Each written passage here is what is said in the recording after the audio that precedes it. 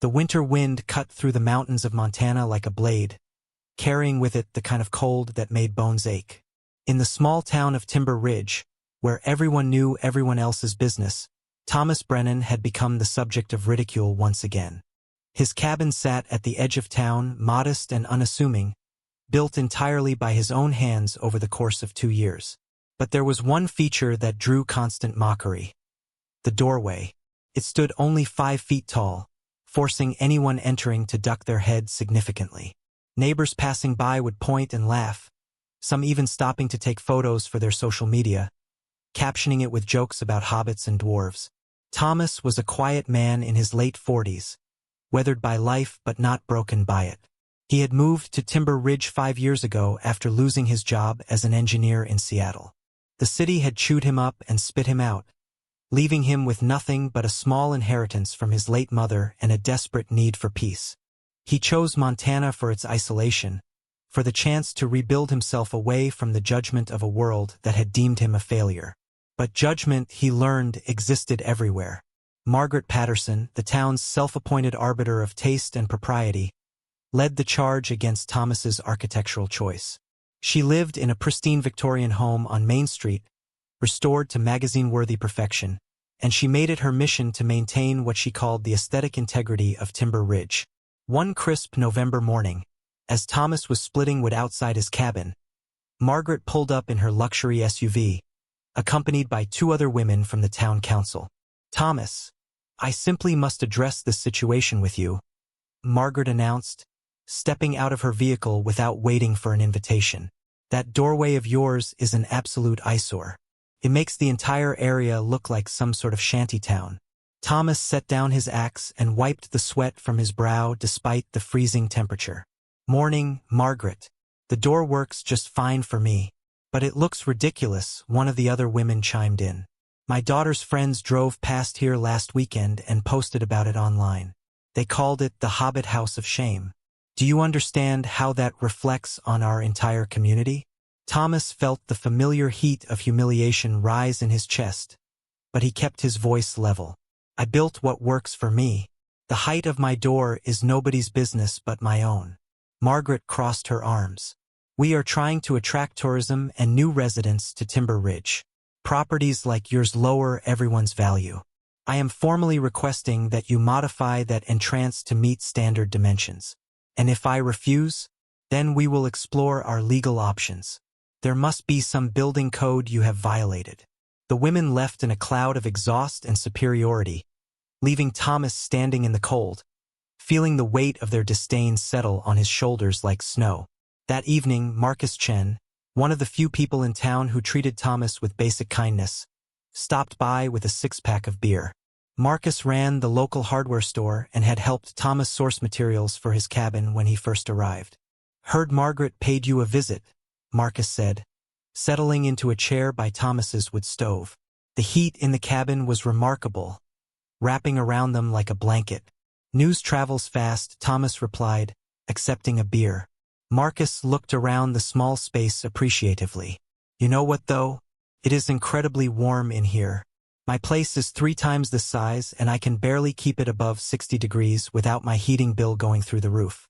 Thomas smiled slightly. "That is exactly why I built the door this way." Marcus leaned forward, genuinely curious. "Explain it to me." Thomas stood and walked to the doorway, running his hand along the low frame. "Heat rises, right? The lower the doorway, the less heat escapes when you open it.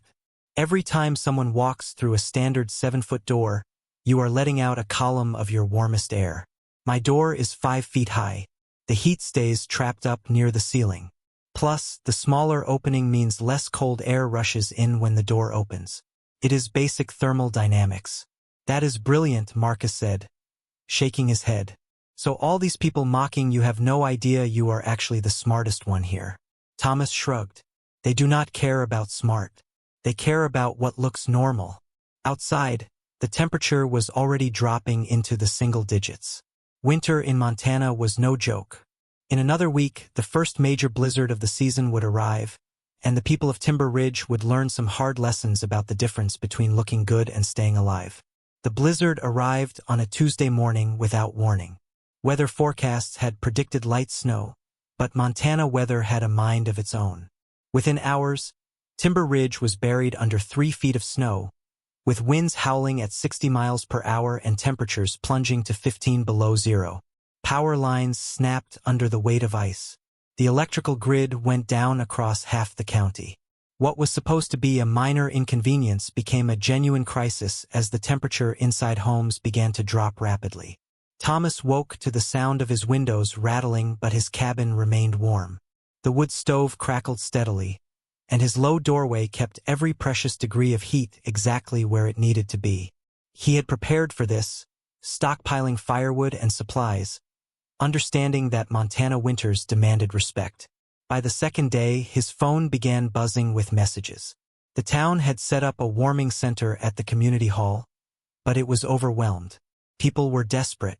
Margaret Patterson's Victorian mansion, with its soaring ceilings and grand 7-foot doorways, had become an icebox. Her emergency generator could barely heat one room. She had retreated to her bedroom with space heaters, but even that was failing as fuel ran low. Her daughter posted a video online, no longer mocking anyone. This time her voice shook with cold and fear. "We cannot keep the house warm. Every room is freezing. Mom's lips are turning blue. If anyone has suggestions, please help." Marcus showed up at Thomas's door on the 3rd morning, his face red from the brutal cold despite multiple layers of clothing. He had to duck low to enter, and immediately felt the wall of warmth hit him. "Thomas, people are in trouble. The warming center is full and running out of fuel. Margaret's place is uninhabitable. The Henderson family has 2 small kids and their house is down to 30 degrees inside. They are burning furniture to stay warm." Thomas stared into his coffee, the same humiliation from days earlier still fresh. "She wanted to sue me, Marcus. She called my home a shantytown." "I know," Marcus said quietly, "and she was wrong, dead wrong. But those kids did nothing to you. Neither did half the other people freezing right now." Thomas set down his cup. "What are you asking me to do? Your place is the warmest structure in town. That doorway you built, the one everyone mocked, it is the only thing keeping heat in efficiently. We need to get the most vulnerable people here. The elderly, the families with children. Your cabin could save lives." Thomas looked around his sanctuary, the place he had built to escape the cruelty of others. Now those same people needed what they had ridiculed. The choice before him was simple but not easy. Let go of his justified anger or protect his wounded pride while people suffered in the cold. Thomas stood silent for a long moment, the warmth of his cabin pressing against his back while the image of freezing children filled his mind. Finally, he grabbed his heavy coat from the hook. "Start with the Henderson kids," he said quietly. "Then the elderly on Maple Street. Anyone who needs warmth can come here." Marcus gripped his shoulder. "You are a good man, Thomas." Within an hour, Thomas's cabin transformed into a refuge. The Henderson family arrived first, the 2 children wrapped in every blanket they owned, their mother crying with relief as warmth enveloped them. Then came Mrs. Kowalski, an 82-year-old widow whose hands had gone numb from the cold. Mr. Chan, Marcus's father, shuffled in with his oxygen tank, wheezing from the stress of the freezing temperatures. Each person had to duck through that low doorway, the same one they had photographed and mocked. But now, as they stepped into the incredible warmth, understanding dawned on their faces. "This is amazing," Mrs. Henderson whispered, pulling her children close. "How is it so warm in here?" Thomas showed them the doorway design, explaining the thermal principles he had applied. "Every standard door in town is hemorrhaging heat right now. Mine keeps it trapped where it belongs." Word spread fast. More people arrived. Thomas organized sleeping arrangements, rationed his food supplies, and kept the wood stove burning steadily. His small cabin, designed for solitude, now held 15 people in relative comfort while the rest of Timber Ridge struggled in the deadly cold. On the 4th day, Margaret Patterson appeared at his doorway. She stood outside in the brutal wind, her pride visibly crumbling. Thomas opened the door, and she had to bend low, humbling herself literally and figuratively to enter. She said nothing at first, simply stood inside shaking from cold and exhaustion. Her expensive clothing could not protect her from Montana's wrath. The confidence she had worn like armor was gone. "I was wrong," she finally said, her voice breaking. "I was so wrong about you, about this place. My house is uninhabitable. I have nowhere else to go." Thomas gestured to a spot by the stove. "There is room." If you are watching this story and finding yourself moved by Thomas's choice to help those who hurt him, take a moment and subscribe to the channel. What happens next will remind you why compassion always defeats cruelty. The real transformation is just beginning. As Margaret warmed herself by the fire, surrounded by neighbors she had once looked down upon, something shifted in the cabin. It was not just the temperature that changed people. It was the realization that survival did not care about status, about aesthetics, or about who had the biggest house on Main Street. Thomas had built something they all needed, even when they were too blind to see it. By the 5th day, the blizzard finally began to ease. The winds died down and the temperature climbed to a barely tolerable 0 degrees. But the power remained out, and Thomas's cabin continued serving as the heart of survival for Timber Ridge. Something remarkable happened within those walls. Margaret, humbled by her circumstances, began helping Thomas organize supply runs. She used her connections to coordinate with the county emergency services, leveraging her influence for good rather than judgment. The woman who had demanded he change his door now defended his design to anyone who would listen. "This man is a genius," she told a reporter who arrived to cover the crisis. While we were all focused on appearances, Thomas Brennan was focused on survival. His engineering background saved lives. Marcus and several other men began taking notes, measuring Thomas's doorway, studying the heat retention. "We need to retrofit the community center," Marcus said. "If another storm hits, we need a structure that can actually keep people warm." Thomas found himself teaching impromptu classes on thermodynamics and efficient design. The people who had mocked him now hung on his every word. Parents thanked him with tears in their eyes. Mrs. Kowalski kissed his cheek and called him her guardian angel. But the true climax came on the 6th day when the power company finally restored electricity. As people prepared to return to their homes, the mayor arrived at Thomas's cabin. Behind him stood a television crew and what seemed like half the town. "Thomas Brennan," the mayor began, his voice formal but warm. "This town owes you an apology and a debt of gratitude. Your knowledge, your preparation, and your generosity saved lives. We failed to see the value in what you built because we were too concerned with appearances." Margaret stepped forward, her eyes red from crying. "I owe you the biggest apology of all. I tried to force you to change something that was perfect as it was. I saw your low doorway as a flaw when it was actually brilliance. I am deeply sorry for my cruelty and my ignorance." Thomas stood awkwardly, unused to being the center of positive attention. "I just built what made sense.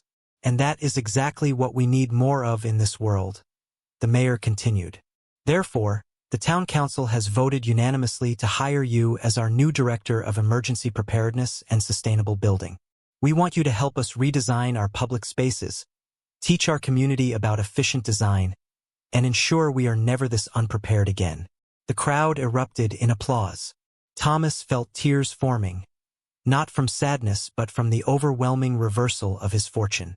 He had come to Montana as a failure, been mocked for his choices, and now stood recognized for the very thing that had made him an outcast. Thomas accepted the position, and over the following weeks, Timber Ridge transformed under his guidance. The community center was retrofitted with lower doorways in strategic locations, improved insulation, and backup heating systems that prioritized efficiency over aesthetics. Thomas worked alongside volunteers who had once ridiculed him, now eager to learn from his expertise. Margaret became his most dedicated supporter. She opened her home for town meetings where Thomas presented his designs, and she personally funded several of the retrofitting projects. Their relationship evolved from antagonistic to genuinely respectful. She had learned that humility was not weakness, and he had learned that people could change when confronted with their mistakes. The story of Thomas's cabin and the blizzard spread beyond Timber Ridge. Architecture magazines featured his design. Engineering schools invited him to speak. A viral video titled, The doorway that saved a town garnered millions of views, with comments praising his practical genius and condemning the culture of aesthetic judgment over function. Local builders began consulting Thomas on new construction projects. His principles of thermal efficiency and sustainable design became the new standard in the county. What had once been mocked as the Hobbit House of Shame was now studied as a model of intelligent architecture. The Henderson family visited regularly, their children bringing drawings they had made of Thomas's cabin, depicting it as a castle with him as a knight. Mrs. Kowalski baked him pies every Sunday, insisting it was the least she could do for the man who saved her life. Marcus's hardware store began stocking materials specifically for Thomas's recommended designs, and business boomed. But perhaps the most meaningful change came in how Thomas saw himself. For years, he had carried the weight of being deemed a failure in Seattle, of being rejected by a world that valued polish over substance. The ridicule in Timber Ridge had only reinforced those wounds. Now, standing before the completed community center renovations, surrounded by grateful neighbors who had become genuine friends, Thomas felt something he had not experienced in over a decade: pride. Not arrogant pride, but the quiet satisfaction of knowing his skills mattered, that his choices had value, that he had built something meaningful with his own two hands and his own mind. Margaret stood beside him at the ribbon-cutting ceremony. "Before I met you, before that storm, I thought success was about maintaining appearances and controlling how things looked. You taught me that real success is about solving problems and helping people survive. Thank you for that lesson, Thomas. And thank you for forgiving me when you had every right not to." Thomas smiled, his weathered face softening. "We all just needed to get through the cold together. That is what neighbors do." The crowd applauded as the mayor cut the ribbon, officially opening the new emergency warming center, designed entirely by the man with the low doorway. 2 years later, Thomas stood on the porch of his cabin, watching the first snowfall of the season drift gently through the Montana pines. The air was crisp but not yet brutal, carrying that particular silence that only comes with fresh snow. His cabin looked much the same from the outside, including that famous low doorway. But surrounding it now were 3 additional structures he had designed and built, serving as guest houses for the steady stream of architects, engineers, and students who came to study his work. The property had become an informal teaching center, a place where practical design met real-world application. Inside the main cabin, warmth radiated as it always had. On the wall hung framed magazine covers featuring his designs, a certificate of recognition from the American Institute of Architects, and photographs from the blizzard that changed everything. But his favorite picture was a candid shot of all 15 people who had sheltered in his cabin that week, squeezed together by the wood stove, smiling despite their circumstances. Marcus arrived with his family for their weekly dinner, his kids racing through that low doorway like it was the most natural thing in the world. They no longer noticed having to duck. It was just Thomas's door, the door that started everything. Margaret came too, as she often did. She had sold her Victorian mansion and built a smaller, more efficient home on the edge of town using Thomas's principles. She had found more happiness in her modest, warm house than she ever had in her showpiece. "The town looks good," Margaret said, helping set the table. "Every new building follows your guidelines now. We have the lowest heating costs in the county and the highest emergency preparedness rating in the state." Thomas ladled stew into bowls. Who would have thought the guy with the weird door would end up redesigning half of Montana? Everyone laughed, but it was laughter filled with affection, not mockery. As they ate, Thomas reflected on how drastically his life had changed. He had come to Timber Ridge broken and alone, seeking only peace and isolation. Instead, he had found purpose, community, and redemption. The very thing that made him an outcast had become his greatest gift to others. His phone buzzed with another interview request, this time from a documentary crew wanting to feature him in a series about innovative sustainable design. He would accept, as he always did, because sharing knowledge was now his mission.